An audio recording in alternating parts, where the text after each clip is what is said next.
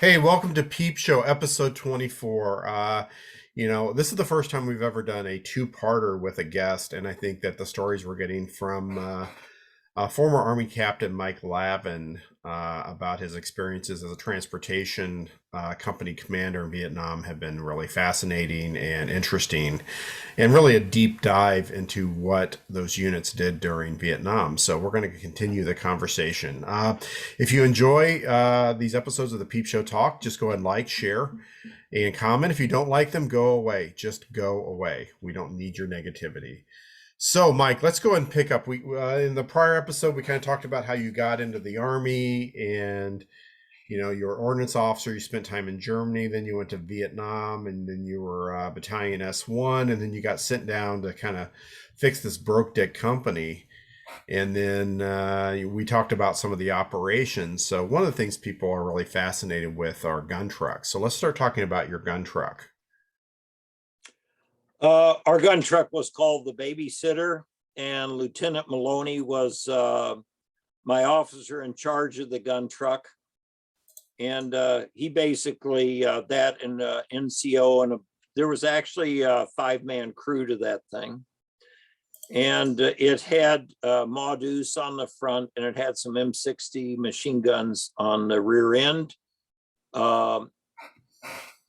It was actually built by using 1/2-inch steel plate on the side, and we double walled, and we had mattresses stuck down in the inside for the to absorb some of the shock of the shells or anything. And it was all custom built on our place. It originally, during 1970, it was painted OD.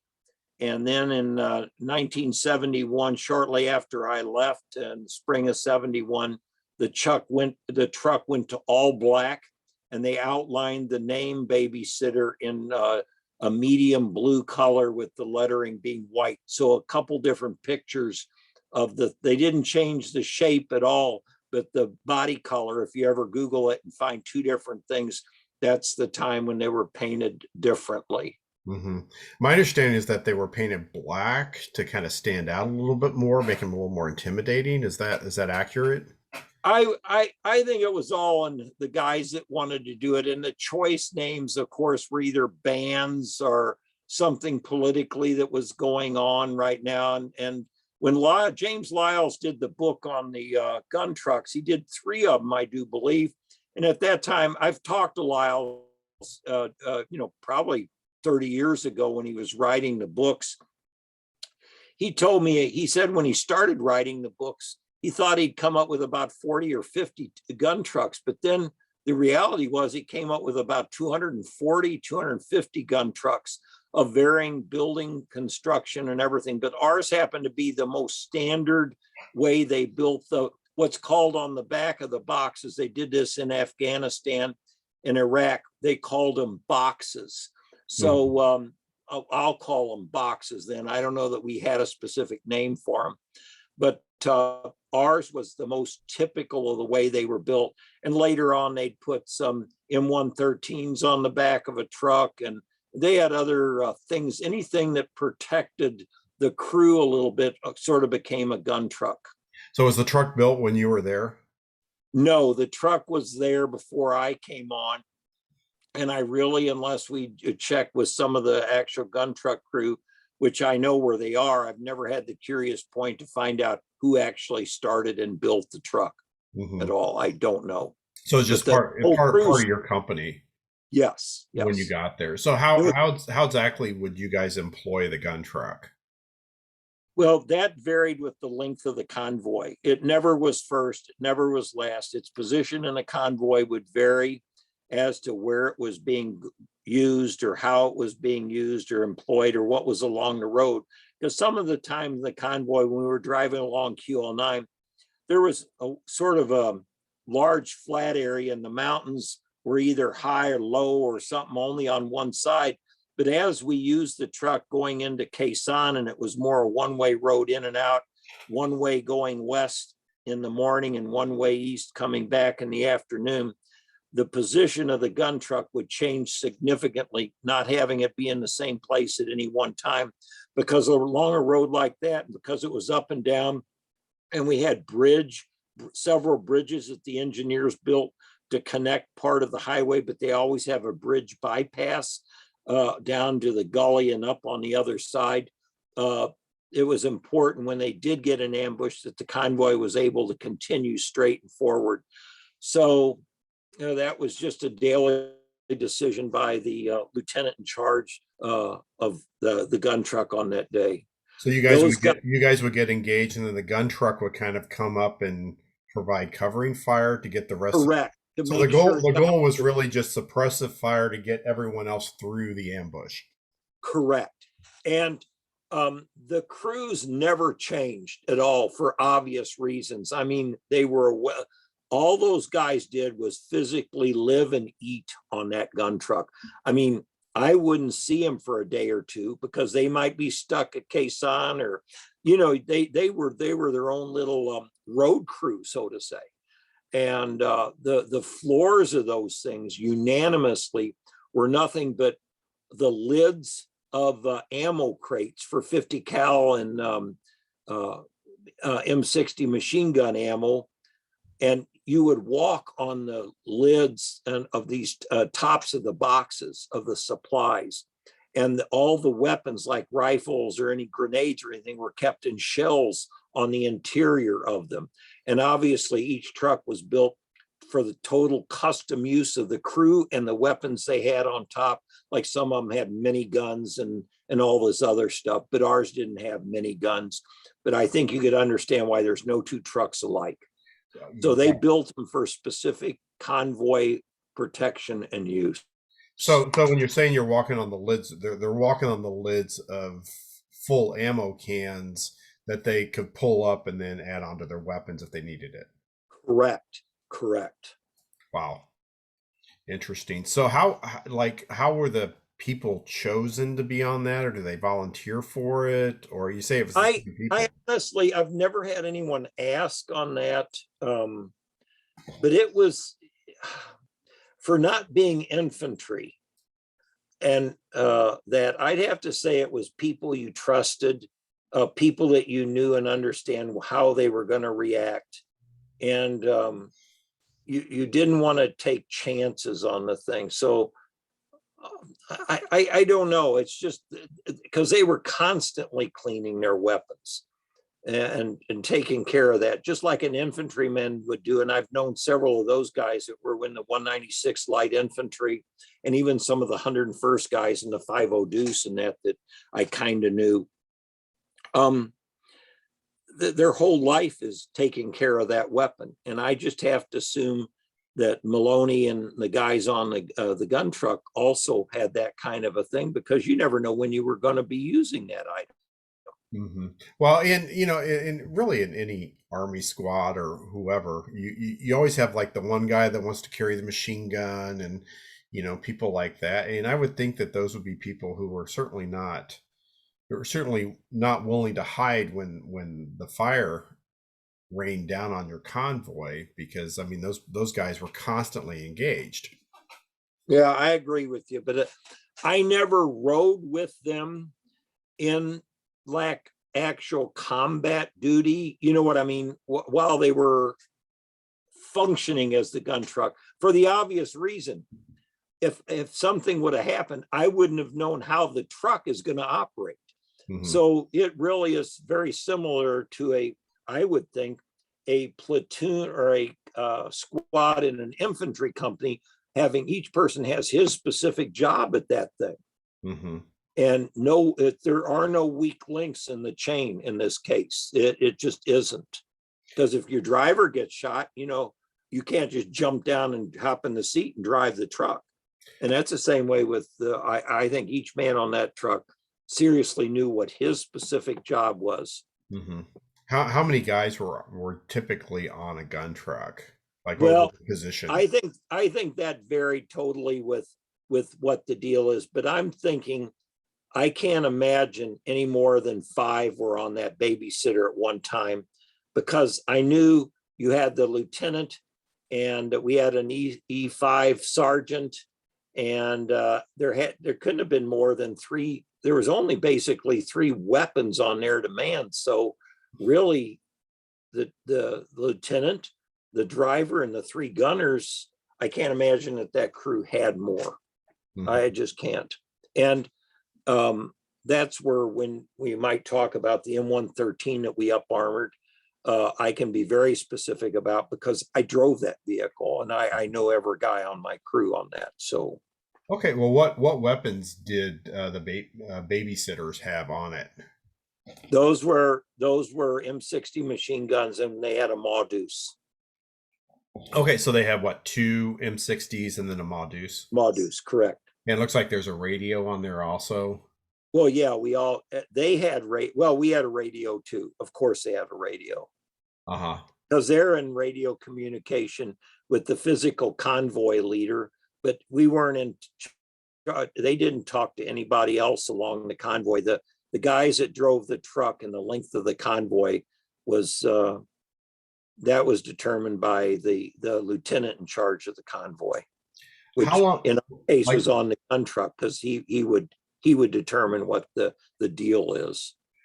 I would think that the gun truck would be a certain amount of intimidation against your enemy, but and so I think it would probably prevent some people taking action against you guys. But also, like, when they would engage, like, what would a typical gun truck engagement, if there is such a thing, what would that look like, and how long would it go? All right, I've only talked to Maloney and the guys a couple times about stuff like that, and that engagement was very short, and especially when we were up along the QL9 and going into Quezon, because you couldn't even see the enemy. The jungle was right up along the dirt road, and on the south side of the dirt road was a river and a steep embankment, and there was just nowhere to go for the thing. So it'd be a lot of short engagements that we would have up along that way, and the guys would move on. And I think all they did was a lot of times just shoot large amounts of ammo into the space where they thought the mortars or machine gun fire was hitting them. Mm-hmm. And kind of as a point on that, I remember when one of the guys, a rocket was hit one of our trucks, and it actually hit some underbody part of the truck, and then went vertically up and actually bounced off the truck and exploded. And the driver of that truck, Siebert, got out of the truck, put his M16 against the tandem, went around the truck all the way, hopped to check if his truck was okay, hopped back in the truck to drive out of the ambush. In the meanwhile, driving over his M16 and destroying his weapon. But that all just took literally like 20 seconds. And he was berated by the guys from the gun truck and the crew when he got back to the fire base, because he was, for that just short while, not only destroyed his weapon, was actually blocking the convoy. So these encounters, they never were like 20 minutes of involvement, because you had to constantly move out of the range of the people. So obviously the enemy was trying to destroy like your second truck, or destroy your last truck or your last two trucks. So those are the most dangerous positions in the convoy, at least where we serve under the short vision, because they could totally block your convoy on that last 18 miles by hitting one of those. So we didn't get any of these movie type engagements at all, ever. It just didn't happen for us. So for the convoy itself, when you guys got engaged, what was kind of the immediate action drill for the people in the convoy? Was it just to hit the gas and to get out of the kill sack? Yeah, it was move and get out of the kill zone. There was almost no exception to that. And on occasion, we would abandon a truck, but I've never had to go back and retrieve a truck that had a cargo in it. And I only did that one time, and it's a whole nother story for another day, really. But it was pretty much the importance of getting your load off and getting the empty truck back to the pickup point for your next load. So the guys didn't camp along the road or anything like that. Right. Did your drivers of the non-gun trucks put any up armor on their own trucks? No. And I allowed, and I looked the other way most of the time, that I didn't care what weapon they carried at all. Some of them have AK-47s, some had 45s, some were not even armored guys. And they all had grenades and smoke grenades kind of in their hip pockets. And that's not exactly TO&E to any of my property records. It's like what we said in the first section about stuff that wasn't on the TOE list. Mm-hmm. Yeah, we had lots of that kind of shit. Lots of it. Mm-hmm. Okay, well let's talk about your M113. Let me change the screen here. And apparently this is a picture of a bunch of hippies that are hanging out. Like, where did these guys come from, like Berkeley, and show up in Vietnam and get on the vehicle? I mean, look at that hair. Yeah, I can't take criticism too much there because that's me. And the guy that didn't want to even get in the damn military. Yeah, this is a cool story. And I think expresses how we change when we get in the military. So often that I don't think there's any person that serves in any war, no matter what the period was, even in Roman times, that you don't join the military and that you come back the same person as rapidly as you do in the military service. And that's me on the top. And that's my call, my regular initial driver for the Babysitter on the standing beside the M113. I was bored sitting at the fire base because I wasn't doing shit. The lieutenants were all gone. I could kind of eat regular at the field mess. I was just plain ass bored. And Colonel Ellis, the battalion commander, really took many of the jobs that were responsibilities of the company commanders, in that he wanted to micromanage everything in the field. And we all as officers knew it, and kind of between us would say, of what use is Ellis? Because a lot of times he would ask us, what do you think about that? And take our opinion, but then he'd go do his own stuff. So we called him Big Al as a nickname, and he was an okay guy. I mean, I'm not knocking him as a human, but I personally would have never really wanted to go with him in battle. So I asked permission to abandon my post up at Firebase Vandergrift and run back to Eagle. And I pulled this M113, a cracker box, what it would be named, out of the scrapyard, and it did not have an MWO on the bottom armor thing to protect it from landmines. I took it as it was, and we spent 4 days up arming this thing. And we put this is hard to believe, we had a second Maudus in our armory of stuff at Camp Eagle, but this thing was actually semi-auto. It wasn't even a full auto Maudus. And we stuck that on the turret ring.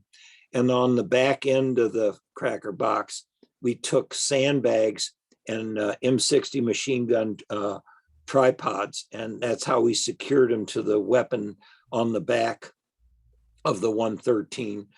And most of you know that some M13s do not have what I would call a full deck on the top. They're open, totally open, as this one was, meaning this was like driving an open shoebox and anything could be thrown into it.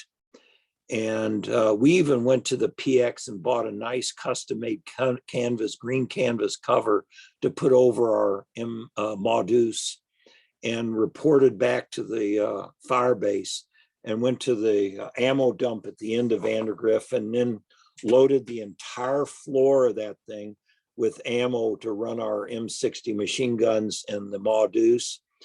We took on hand grenades, smoke grenades.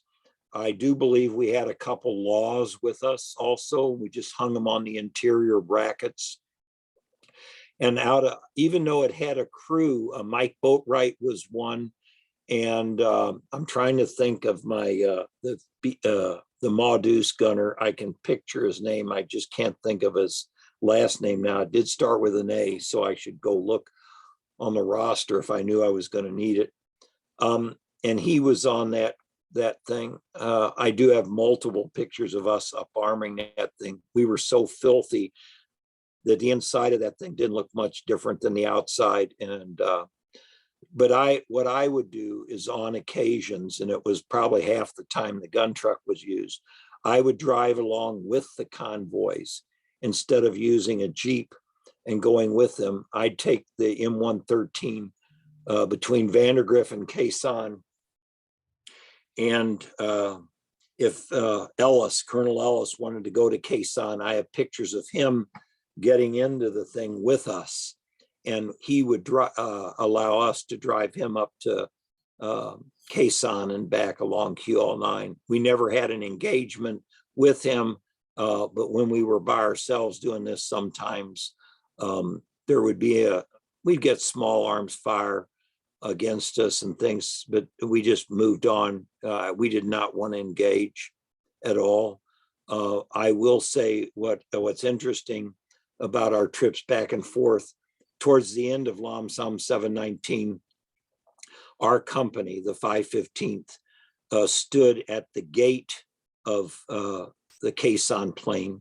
And that day we were abandoning Quezon. There were upwards of 600 vehicles that passed between my M113 and one of my other vehicles. And we sort of made a bottleneck that we would let one vehicle at a time go and then let a little more vehicle space, and then we'd let another vehicle go.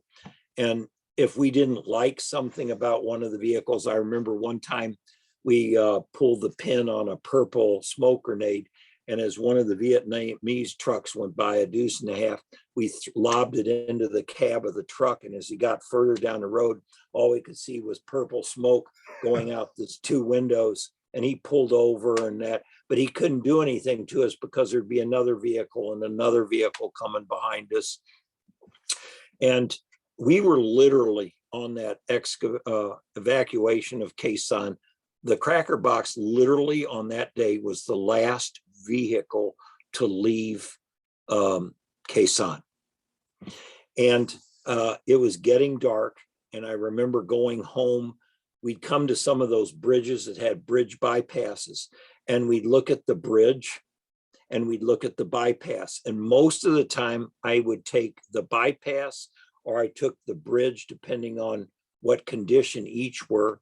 There was a couple times when vehicles were turned over in the bypass, and the only way you could get out was the bridge. And it was getting really dark. And I heard this loud noise in front of us of another vehicle. And in front of us, right before going over a bridge, was a M88 tank retriever, which for those of you who might not know what an M88 retriever is, it's an M60 tank with a boom on it, kind of. It's like a tow truck looking device. And he had a problem because he had to go across one of these. It wasn't a Bailey bridge, but it was one of those bridges that's made with like square aluminum magnesium logs. And it was a whole lot of them built together like this. It had no railings to it whatsoever, the bridge. And you see the M88 now? Yes, that's it. Okay. And the bridge bypass had a turned over truck in it at the bottom. And he knew he was over capacity for that bridge. And I was up kind of behind him, and I walked up to see what's going on up there. And he said, "Well, sir, we do not have lights operating on this vehicle. And we're a little hesitant to go across this bridge." And I made a suggestion to him. And I said, "I want you to allow me to go across the bridge before you.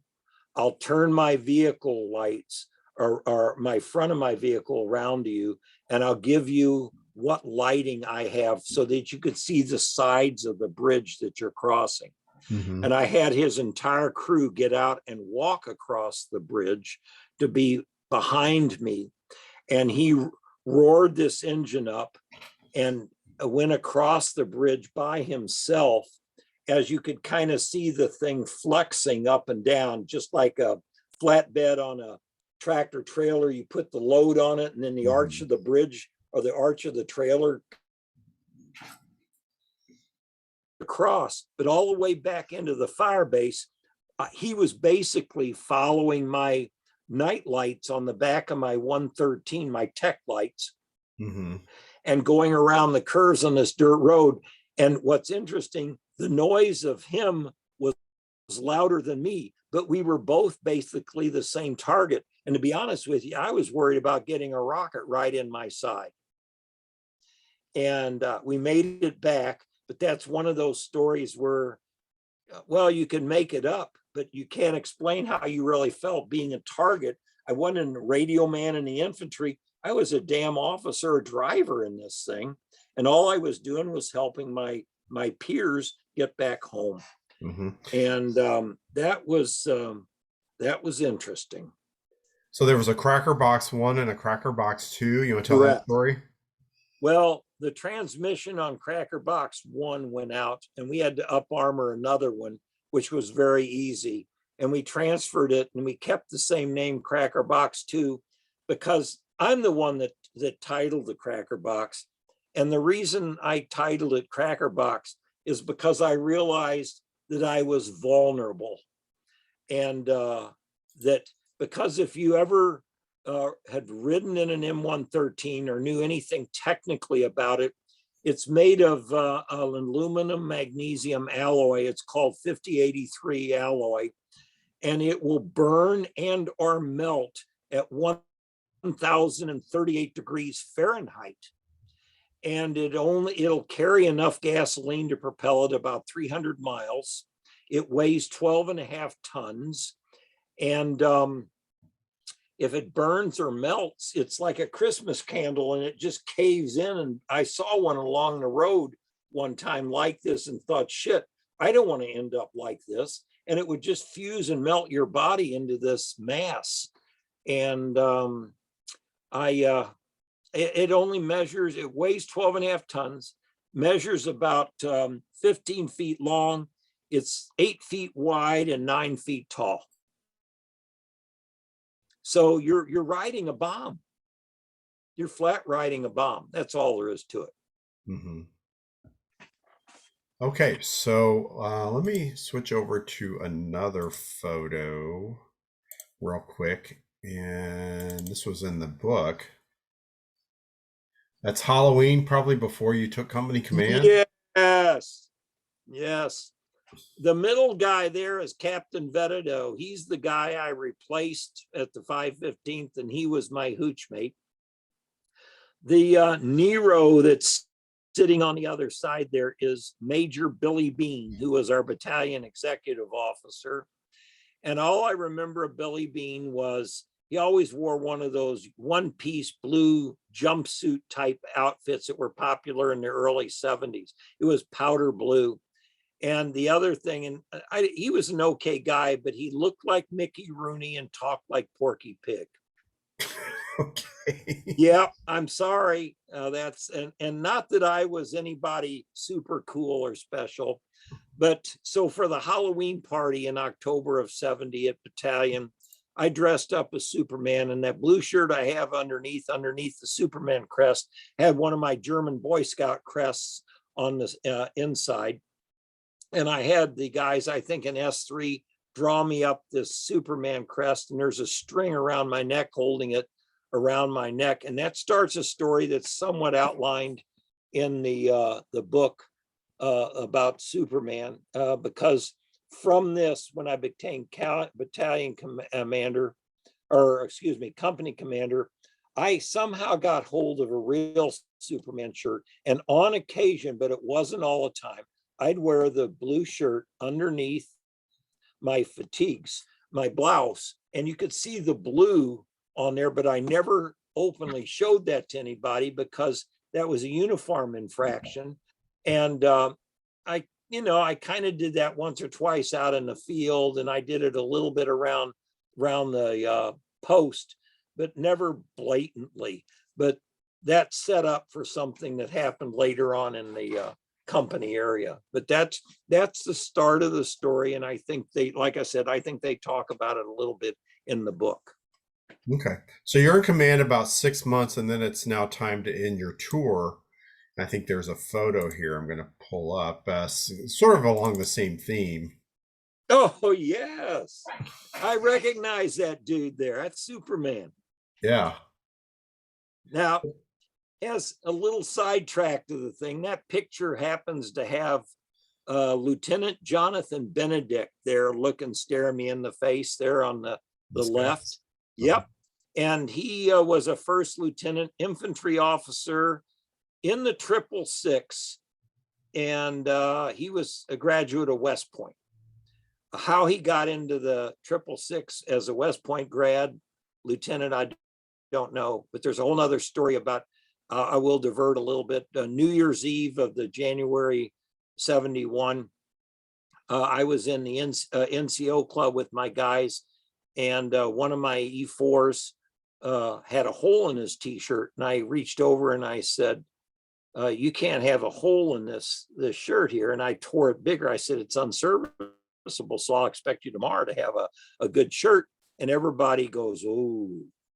And then Major Bean, of all people, we just talked about him, came into the club and bought everybody a round of beer. And that round of beer happened to be Carling Black Label from over at Belleville, Illinois, which has got to be the shittiest beer ever produced. And had been sitting out in the sun in steel cans. And they were left open on everybody's table. Well, bong, bong, bong comes New Year's, and the Sergeant Malone says, Lavin wants to talk. So I stand up and say, oh, it's a great New Year's. And with this, I feel this beverage being poured on my head, and it was a can of beer, and it was from the trooper that I tore his shirt, and everybody was looking like, ooh. And I picked up a can and poured beer on him, and that started a food fight at the NCO club. We were throwing ketchup and mustard and pouring beer on everybody else, and this lieutenant came in and told me I'd have to leave the officers club in 20 minutes. We needed to shut it down. And I said, we will. And he just laughed and smiled and left. Now back to the Superman story.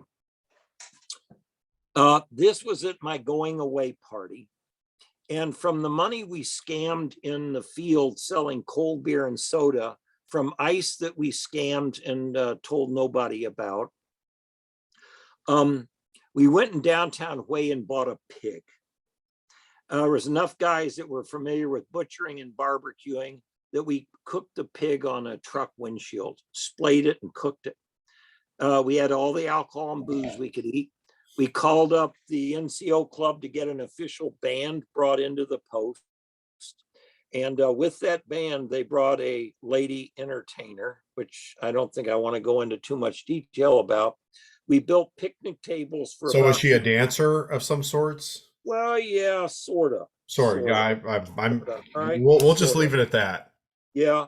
So we got paper decorations from downtown Hue and strung them up. We got some engineer lights and flooded the area with sort of pink lighting, because we took the red paint we had and covered the lenses with red paint, but it kind of came out pinkish. Painted some of the steel that was around us with that video that you've got a copy of. And had a mud pit dug, and we earlier started the party with a competition over a mud pit. We invited the battalion commander, Ellis, the battalion executive officer, Billy Bean, and the chaplain to come to our party that night. And so the party started in daylight with me running out on this stage. I had on my Superman t-shirt, which had never been exposed to the guys, the word short in 1-inch masking tape below my crest, a pair of red shorts, and my combat boots. And this is the way I presented myself to the company at that party. We started it off by telling them some of the things I knew about my men that they did not know. I know more about the prostitution, how that was going on. It was a lot of fun, just guy activity things. And then I started drinking and eating. The band started playing. The guys were starting to eat and have fun. And about the time some of the fun was beginning with the entertaining woman, the battalion commander, XO, and the chaplain all left our function. It was entertaining. I don't drink very much alcohol. 1 or 2 beers is it, but I apparently had more than 1 or 2 beers and I became slightly intoxicated. The guys lifted me up, took me to the mud pile, threw me in the mud, and took me up to the battalion commander's hooch and threw me on the floor, where I saluted a full bull colonel in a full prone position, dressed as Superman in my red shorts and combat boots. Colonel Ellis tried to persuade me to stay in the service, and I said, "Sir, I'm about to barf on your floor." I was immediately ushered out his hooch, and I positioned myself at the party dancing. I have pictures of all of this, but I do not have a picture of me on the battalion commander's floor, of which I would pay any amount requested at all. Well, I say, So we all say thank God Facebook didn't exist back then correct. because at least you can kind of control the where those pictures go. So basically, you're leaving Vietnam. Now, did you go straight from Germany to Vietnam? Almost. I mean, I pit stopped at home like a day or two. Okay. I went to Fort Lewis, Washington for about a 5 or 6 day intercession before we went into Vietnam. And even while I was at Fort Lewis, I stayed with a friend of mine who just come back from Vietnam, who happened to be the very first person I met in the United States Army at Aberdeen Proving Grounds 3 years before. Mm-hmm. And we're still together. He lives in Kirkwood, where I live now. It's all coincidental.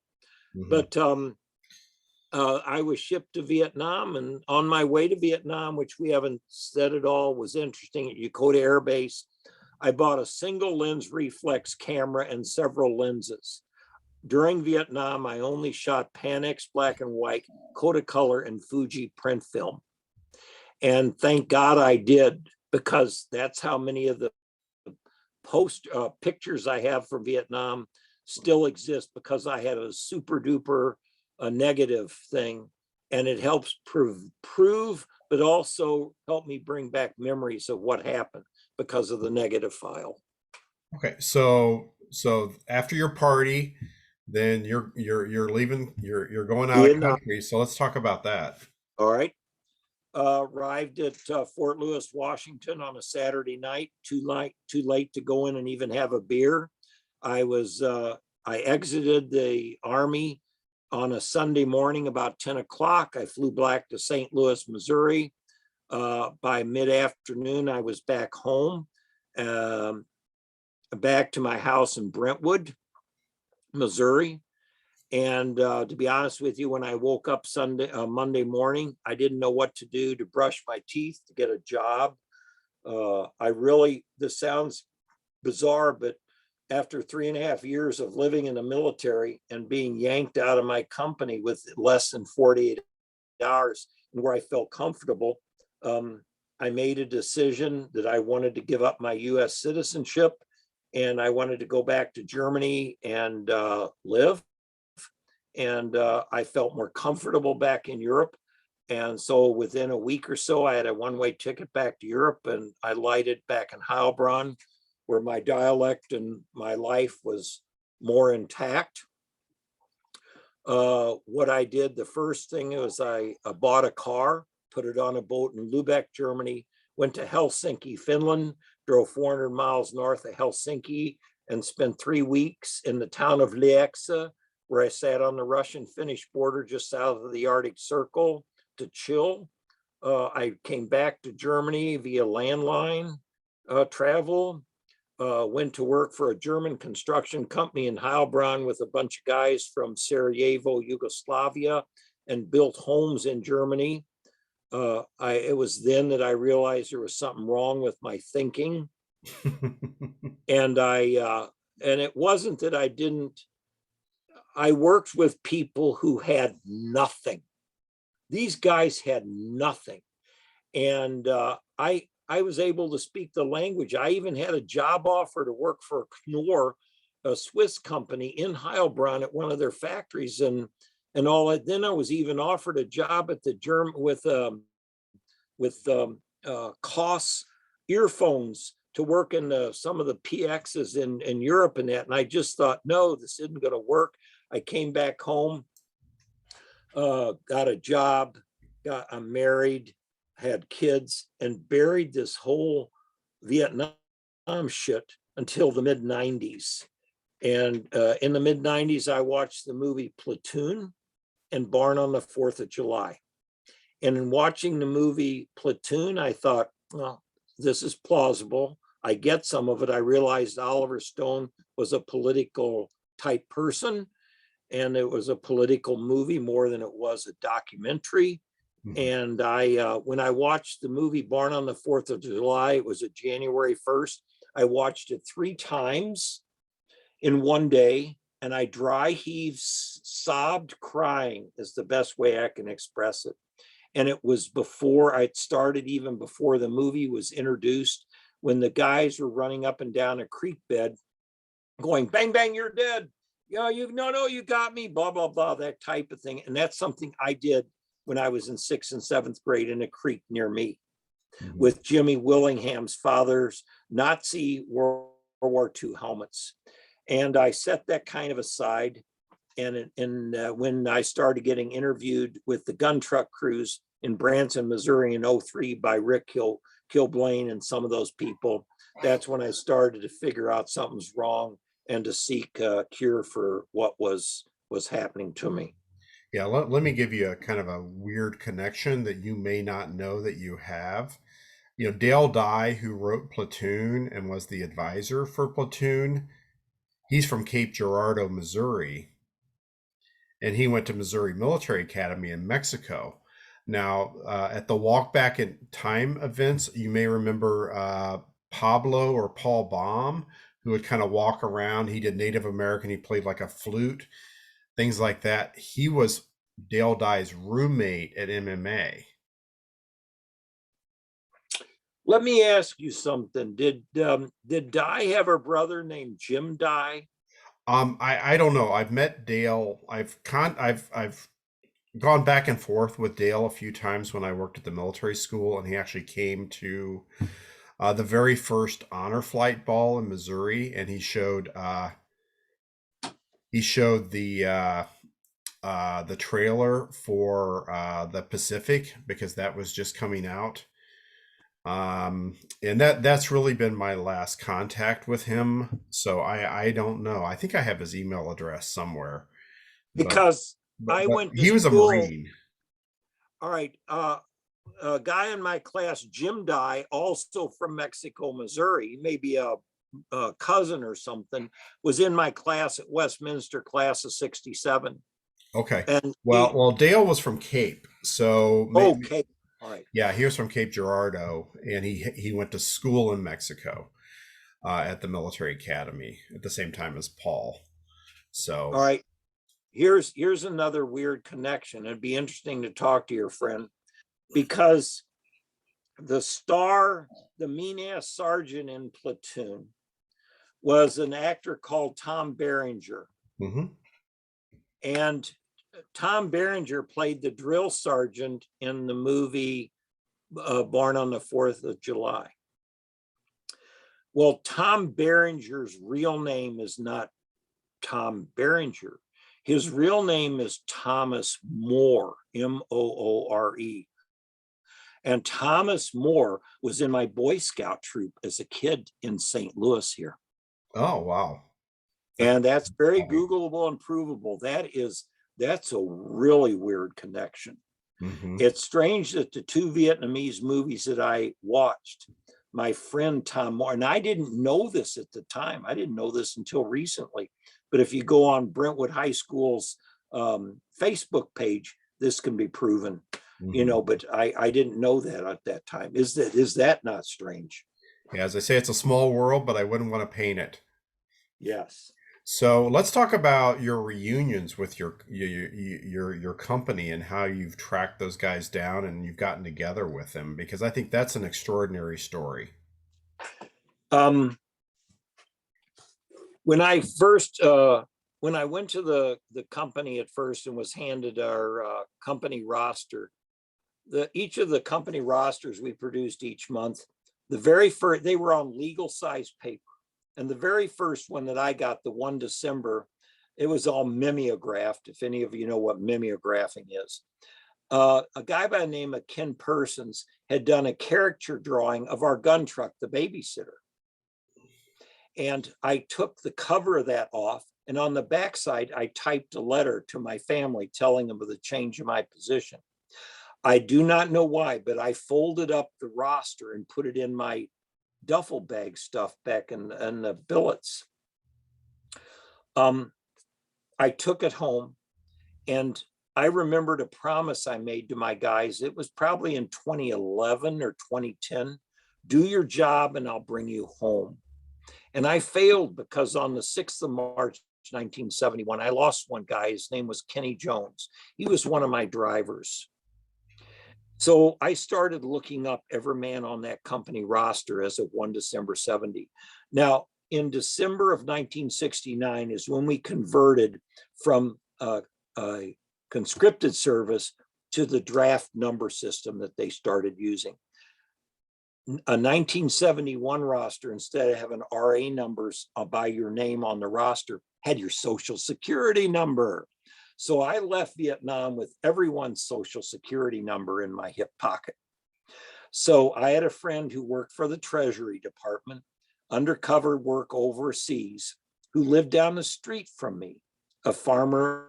Well, he was actually an Army major during the time he was doing stuff. He said, Mike, give me the list and I'll find these guys for you. And between he and my brother, who have access to people's whereabouts with social security numbers, I was able to figure out that of my 155 guys, 50 were already deceased by 2012. And I couldn't find about 10, and about 20 wouldn't respond to a letter that I sent out, but 70 people responded to a letter. And as they responded to me, I would call them up on the phone. And it was amazing. Many of them didn't have emails. I'm getting chills right now from adrenaline all down my body. We would cry on the phone together. They would say, I haven't talked about Vietnam since I left it. It's wrecked my marriage. It's been all of the things you can imagine. And as I said, I wrote a letter to all of them and I said, we're going to get together. And that happened in late June of 2013. And out of the 70 people that I had come to my house, 38 showed up. My entire gun truck crew, even the officer. So did Rich Kilblain, the Corps historian for the transportation company, or Corps. And 2 videographers privately donated their time. And that's why we had the VA show up with their, I covered all the bases. Mm-hmm. And that's why we were so photographed and set up our Ken Burns studio tile. I still keep in touch with them. I found 1 or 2 more since the reunion. They get informed of all the data that I've got. And when we were together, this is important. I had each of them fill out a whole page of a little story about who they were friends with, short 1 and 2 sentences about what they did, so that if one of the other guys calls in and wants help with a VA claim, and they say, I need help with a claim. I was a friend with Larry Simon. I was a friend with Mike Hall. I was a friend with Lieutenant Bartletti. I could look back on the sheets and I could tell them who was dead, where the people are, and all that kind of stuff. So I cross-referenced a lot of this as people were found, and I've helped many of the guys with VA claims because of the photographs I took. Remember, I said I had good negatives. I had good files. I had original documents that could prove my connection to them with that mimeographed sheet. I mean, all kinds of things that money just doesn't buy, especially after almost 50 years. Yeah, and especially you're the former company commander, so I would think if you write a claim supporting a guy or statement supporting someone, I think that would carry a little more weight. Yeah, it was a nexus statement. And what's strange about it, and it could be a whole nother topic, I could help other people, but I was the last to help myself. Mm-hmm. And as they would have smaller reunions throughout the area, I would go and attend to some. The most recent one was it was 2.5 years ago up at Wisconsin Dells. But nonetheless, the guys still call occasionally. And as I travel to Tulsa or something, I meet, well, there's 3 or 4 of them that live in Oklahoma. I'll call them up, or I'll pit stop for a dinner or something like that. So we still keep in touch, despite the fact that we're all like between 70 and 80 years old now. Hey, why don't we go ahead and show that video that you recommended? Let me find it. Here it is. So can you see it? I will when it comes up. After I got home, I didn't want anybody to know I was in Vietnam. And that's sad to say, because people really look down on us. You put out your mind, you don't want to think about it anymore. And sometimes I sit down and I think about it, I'm going to cry. There's a lot of things that happened that, maybe you wonder why. If maybe you could have done something different. Ain't my thing going around killing.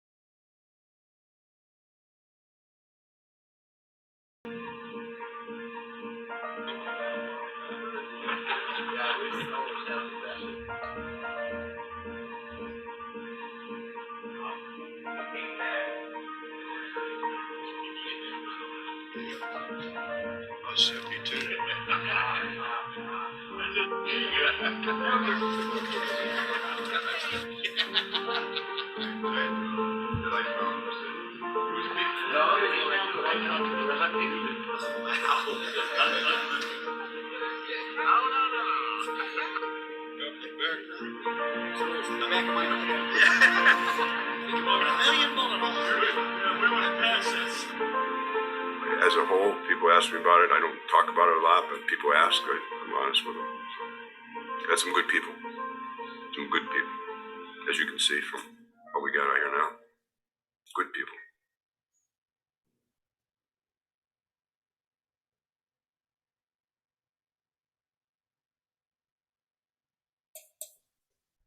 Wow. You know, I work with Central Missouri Honor Flight, and probably I've done 16 flights. I think we're flying here soon, and working with and I'm emotional right now. Um, Working with our Vietnam guys, I've always seen it as ministry. That we're making their lives better and make sense of it. And I know what you did. And I'm sorry, I'm, I'm, I'm caught up in my own experiences working with them right now. But what you've done is the equivalent of that, if not more, because you guys had the same experience. And those guys need that bow at the end of their experience to make sense of it.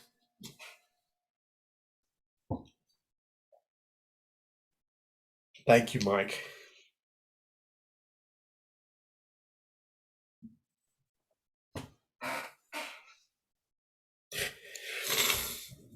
You're a great American. No, I did what I had to do. And I don't know. I sure didn't expect this interview to be what it was, because I enjoy what's actually saved my life is an ability to talk and to speak and to reflect on my Vietnam experience, like I did all day yesterday at Lindbergh High School. And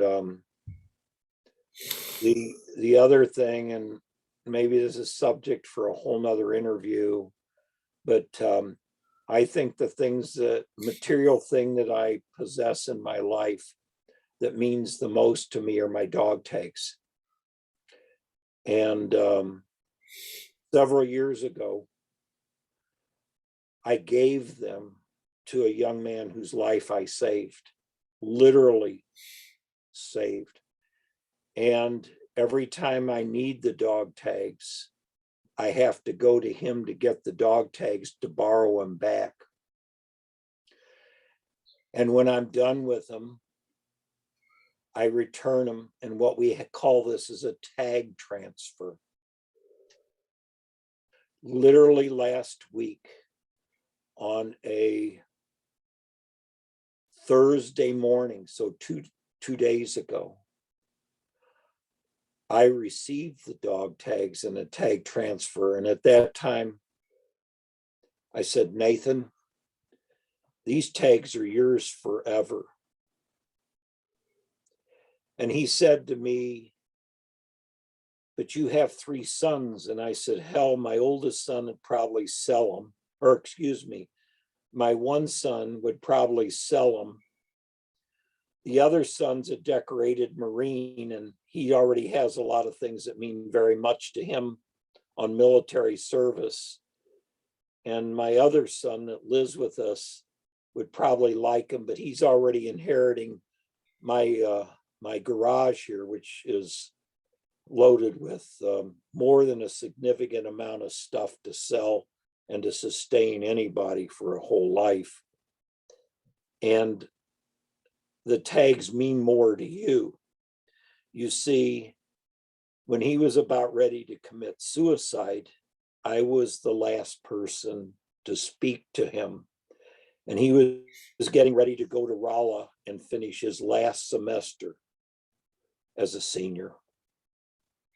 And that night we were leaving my Army closet after we had a conversation in which I told him, anytime you need to talk to me, all you need to do is to scream the word peanut butter and I'll come to your aid. And I said, would you do that? And he said, yes, I would. And the other conversation on my part was, well, would you do the same for me if I screamed peanut butter to you? Would you immediately drop what you were doing and come to my aid? And he said, yes, I would. And I'm not a touch and hug person. I get teased by the guys in my church and prayer group and retreats and stuff I've gone on where I'm not a huggy. Well, this particular kid was. He'd reach up and say, "How you doing, Mike or Joyce?" And that. So when I was leaving my man cave space that night on his way back to school, I was walking around to get to his car in a longer way than he would walk, so I would avoid getting the hug. But all of a sudden, leaving my man cave, he tapped me on the back of my shoulder, and I turned around and I was going to say, "Do a good job at school. You just got this semester to go," and on and on. And with that, the 3 words out of my mouth were, "I love you." And he said, "I love you too, Mike." And he gave me a hug. And I immediately go, "Why in the hell did you say that to this 22-year-old that's not even your kid?" And I just remember just almost not able to speak. And I would learn through a series months later and conversation, there's way more to this story, that what he intended to do was to commit suicide the first day back at school, which would have been the next morning. And what I said to him via his words were, "What you said to me that night was divine intervention." And it certainly was, but you just don't go around telling other men's son that you love him. And we journaled each other for probably a year. My journal's an inch thick. It contains the most personal stuff about each of us that I could ever imagine writing down. I would eventually use that journal to get my 70% PTSD money given to me a year and a half ago, because I refused to answer the question, will you hurt yourself? Or are you in danger of hurting yourself? And I refused to answer it. And the woman told me, "It's a simple question. It's a yes or no." And I said to her, "Ma'am, it's not a simple yes or no question."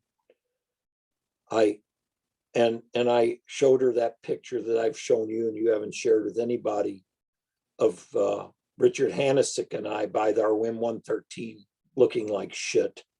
And I said, "Look at this picture. It's not about me, it's about us. We have long hair, no shirts, filthy. The pants look like they're pasted on us. And I'm an ordnance officer in a transportation company. And this man next to me is a PV2, the lowest man in my company. But we're alike. We're dressed the same. Nothing. We're filthy. I drove and maintained the vehicle that I'm sitting by. It was not my job." And then I held up the journal and I said, "This man holds my tags. And I would never share what's in here with anybody." And then I said a little bit more. And then I said, "Now, who is saving whose life?" I never did answer the question. She never knowingly, I don't know what she put down. But that's the whole purpose. And what I said to this young man, because he just got married at age 28 this past October. And I said, "Nathan, someday when you have a son or a daughter, but hopefully a son, I want you to give the tags to him, because without our conversation, there'd be no son of yours." Between that and the journal, I think it's the best gift I could ever give another human being. But Mike, somebody did that to you, and that's the people that gave you the ring. I understand all of that. I really do. I really do. But the other thing that you'd have to know even more about on the loop, I do what's called Cairo's prison ministry. in the Menard Correctional Facility down at Chester, Illinois. No one in my family wants me to go inside. And 2.5 years ago, I made a talk to the prisoners. And the talk was that God does not abandon you. And the title was Talked, I Lived in a Box. The box was my M113. I described the box exactly. And it was actually the same size or very close to the cell in which they live. Everything I did in Vietnam while I was in the field was no different than the Chicago Southsiders to whom I talked to in the prison. Black men with broken families, all in there for murder. I feel they're my friends. I have no problem. I'd have a beer with any of them on the outside. There's no way I can communicate with them other than within the prison. Mm-hmm. We can't share anything but what we say and do inside the prison. I stole vehicles. I did what it is to survive. If you screwed with men in my company, you were screwed. It was like we were our own gang out there. And even when I was asked to abandon Firebase Vandergrift by Major Bean in the field, he came by and told us, get rid of that projectile.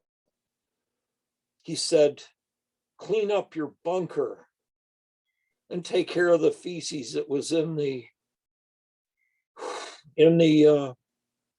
field toilet there. I'd been there 4 days without any support, waiting for rockets to come down on me and my guys. He left and my guys looked at me and they said, what do I do? And some Vietnamese came along and we had them clean out our bunker. And then we just literally said, you give us the beverage, the beer or the soda that was in your Jeep for our aluminum in the bunker. I told them to roll the projectile in water. It had no fuse or anything to set it off. And the guy's asking, what do we do with the shit?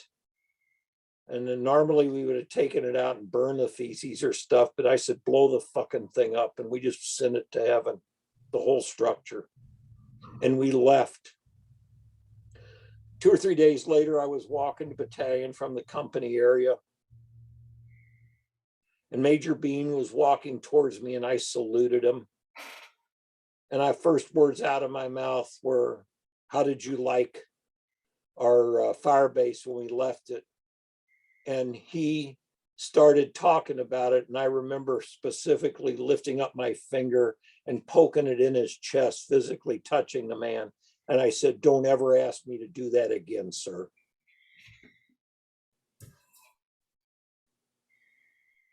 I laid myself open for getting killed there at that time. There was another time, has little to do with this, but it's a reminding of it. We were driving north across the Hue Bridge. I was driving shotgun in a truck. I had some guys sitting in the back, and one of the guys in my truck was blank firing at the Vietnamese people running along the road. He was trying to grab a hot grenade that we had in on our dashboard of the truck. I told the driver to pull over, had everybody get off the truck and say, what I'm about to do is an illegal order. It's for the benefit of our company. If you don't want to comply, you don't have to. I said, hog tie this man. And we hog tied him. He later on would be let go at the mess in Quang Tri. He started to fight out in front of me in front of 3 bull colonels. My battalion commander wanted to court-martial him. I tore up the papers when they came to me out in the field. I have no idea whatever happened to them. But that's how we ran the company when we were afield. We were no different than those guys in the Menard Correctional Facility for doing what they were doing. at all. Nothing. We stole, we destroyed, we ran our own system of justice within the group. If you screwed us, we'd screw you in other ways. Mm-hmm. It was so unmilitary. I can't even describe it any more than that. It But you didn't. got the job done. It was done out of respect for people, and they respected me whether I wore the rank or didn't wear the rank. It was understood that we took care. It didn't matter if you're black or whatever. So it was a unique living for a transportation company in a field. Sorry, I got a little off the thing, but that video was hard for me to rewatch. That really was. Those were my guys, my Jeep driver, the head of the gun truck thing. That was Don Bartletti, one of my lieutenants. That was us. Mm-hmm. So another random question would be, how much did you sell the beer for in the field, and how much money did you guys make? I have no idea of that. I only knew that it appeared when it was time to pay for stuff. Gotcha. Okay, Mike, we've been going, like, in this episode, we've been going an hour and 15, so I should probably call it. I don't know how to end this, other than to just end it. So, I really appreciate you spending the time, and I'm sure everyone's gonna, gain a lot from your insights about, we start off talking about gun trucks, and next thing you know, we're talking about ministry. So, but that's part of it. And like I say, we need to get you on an honor flight. Right now we have about 450 vets that are on the list. So it probably wouldn't be until the fall, but we need to get you an app, and we need to fly you just to have that experience. So, okay, well, thanks to Mike for spending all this time with us this morning, and him kind of pouring his heart out to us and talking the reality of the 515th Transportation Company and its experience in Vietnam in 1970-71. And so if you enjoyed this episode, go on, like and share, and comment. If you didn't enjoy it, well, then you're a horrible person. That's all I gotta say. You're a horrible person, because this is just an amazing story. And I'll say it again, Mike, you're a great American. Yeah, thanks. Mm-hmm. So thanks, and we'll catch you guys on the next one.